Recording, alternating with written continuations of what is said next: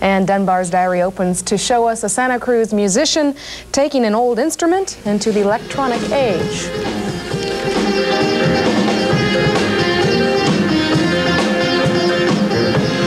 Well, as we all know, great jazz bands are usually led by men or women who play the great instruments of jazz, the trumpet, the saxophone, the piano.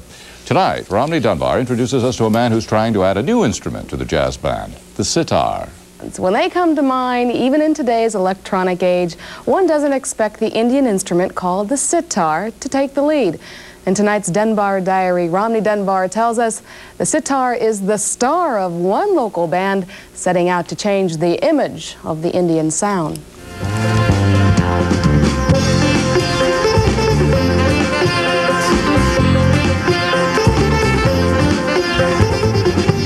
This is the sound of Sitar Power, the band that is the brainchild of Santa Cruz musician Ashwin Batish. Perhaps the first to place the sitar center stage in a modern jazz fusion group. The band recently debuted at this local club before a tour of New York, New England, and Canada. Been around for a long time. These frets, now they're tied with the, I've tied them with some fishing line over here because it doesn't break, you know.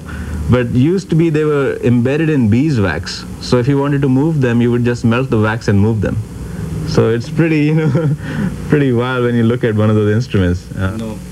Back here in his home studio, Batish puts his musical visions to work, blending the sounds of the 800-year-old, traditionally acoustic Indian instrument with modern computerized synthesizers and drumulators.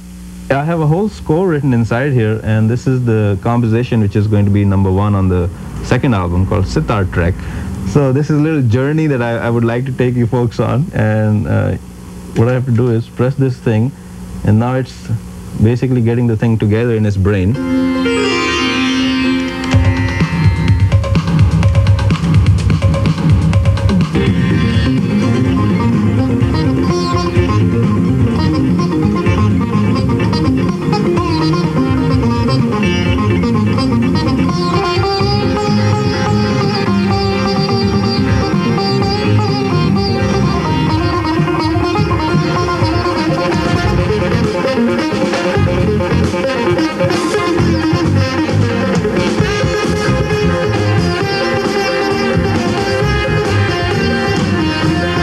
With his band, the computer printout takes on the full sound of a 5-piece combo.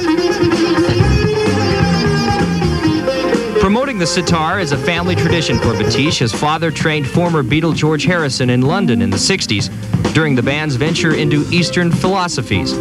And the senior Batish helped score the soundtrack of the film Help, the Beatles' most successful film endeavor. For Ashwin, the future holds a 2-record contract with the Shinachi folk record label and greater promotion of the sitar through work in his home studio back in Santa Cruz. From Santa Cruz, Romney Dunbar, News Central 46.